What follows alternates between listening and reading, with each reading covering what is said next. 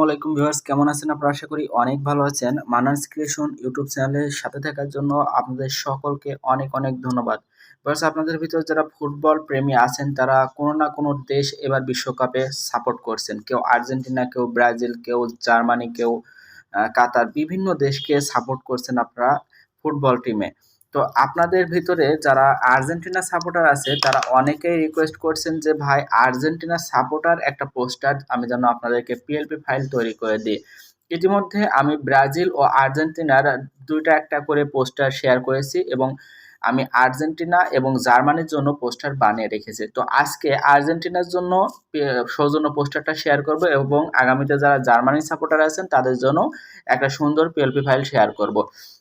তবে এই পিএলপি ফাইলটা নেওয়ার জন্য বরাবরের মধ্যে যারা আছেন, পুরাতন আছেন আমার চ্যানেলে, তারা জানেন আমার চ্যানেলের প্রতিটি ভিডিওতে 3টা পাসওয়ার্ড থাকে। এই 3টা পাসওয়ার্ড আপনাদেরকে সংগ্রহ করতে হবে। যারা নতুন তারা জেনে নিন।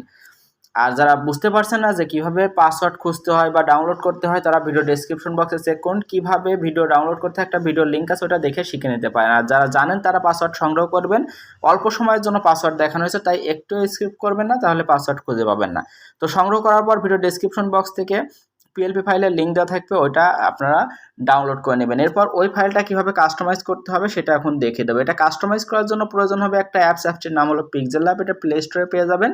যাদের প্লে স্টোর থেকে ডাউনলোড করার পর পিএলপি ফাইল খুঁজে পাচ্ছেন না, তারা ভিডিও ডিসক্রিপশন বক্সে পিক্সেলল্যাবের ওল্ড ভার্সন পাবে, ওটা ইনস্টল করে নেবেন। এরপর ইনস্টল করার পর পিক্সেলল্যাব অ্যাপটা ওপেন করবেন। ওপেন করার পর আপনাদের সামনে এই ধরনের একটা ইন্টারফেস আসবে। এখানে ওই পিএলপি ফাইলটা অ্যাড করার জন্য উপর দিকে 3টা ডট আছে ডান দিকে, এটার উপর ক্লিক করবেন। এরপর নিচ থেকে 3 নম্বর অপশন ওপেন ডট পিএলপি ফাইলে ক্লিক করবেন। তারপর একদম উপরে দেখতে পাবেন ডট পিএলপি নামে একটা অপশন আছে, এটার উপর ক্লিক করলে আপনার ফোনের ডাউনলোড ফোল্ডারটা ওপেন হবে।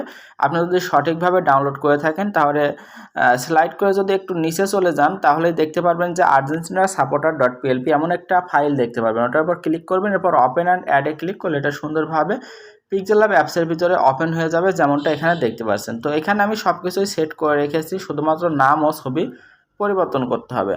তো প্রথমত দেখাই ছবি কীভাবে পরিবর্তন করবেন। ছবি পরিবর্তন অবশ্যই আপনি আপনার নিজস্ব অন্য ছবি দিতে পারেন এবং যদি আর্জেন্টিনার জার্সি পরা কোনো ছবি থাকে সেটা দিলে এটা ম্যাচিং হয়, খুব সুন্দর দেখা যায়। তো আমার কাছে যেহেতু জার্সি পরা কোনো ছবি নাই, আমি নিজের অন্য একটা ছবি এখানে ইম্পোর্ট করব। ইম্পোর্ট করার জন্য উপরে প্লাস অপশন দেখতে পারবেন, এখানে ক্লিক করার পর ফ্রম গ্যালারি থেকে আপনি আপনার ব্যাকগ্রাউন্ড রিমুভ করা একটা ইমেজ নিয়ে আসবেন। আপনি যদি না জেনে থাকেন কিভাবে ফটো ব্যাকগ্রাউন্ড রিমুভ করতে হয়, সেক্ষেত্রে আমার ভিডিও ডেসক্রিপশন বক্সে ভিডিও লিঙ্ক দেওয়া আছে কিভাবে ফটো ব্যাকগ্রাউন্ড রিমুভ করতে হয়, মাত্র 30 সেকেন্ডে, ওটা দেখে শিখে নিতে পারেন। আমার অলরেডি ব্যাকগ্রাউন্ড রিমুভ করা ফটো আছে, আমি সেখান থেকে একটা ইম্পোর্ট করে নিলাম। এরপর এটা চাইলে ছোটো বড়ো করতে পারবেন, তারপর এখানে সাইজ অনুযায়ী এখানে বসিয়ে দেবেন, যেমনটা দেখতে পাচ্ছেন। এরপর নিচের ওই ছবিটা ডিলিট করার জন্য লেয়ার অপশনে চলে যাবেন। নিচের ছবিটা দেখতে পারবেন, তার ডান দিকে ডিলিট অপশন আছে, ওটার উপর ক্লিক করলে নিচের ছবিটা ডিলিট হয়ে যাবে এবং নতুন ছবিটা অ্যাড হয়ে যাবে। দেখতে পাচ্ছেন এখানে পরিবর্তন হয়ে গেছে। এরপর দেখাবো কীভাবে নাম পরিবর্তন করবেন। দেখতে পাচ্ছেন ইমেজটি রোকাই আফরিন আছে, এটা